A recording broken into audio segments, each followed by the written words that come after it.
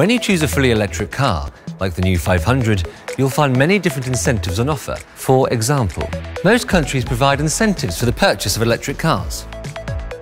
In addition to these, there are often regional and local incentives. And on top of that, there are further savings. Electric cars help you to reduce several types of running costs. You'll often get free entry into city centres and savings on parking, which in many cities is free for fully electric cars like the new 500. And in many countries, you won't even pay for road tax. And then, an important one this. When you recharge the new electric 500 at home, a full charge is around 1/6 the cost of a full tank for a similar car with a combustion engine.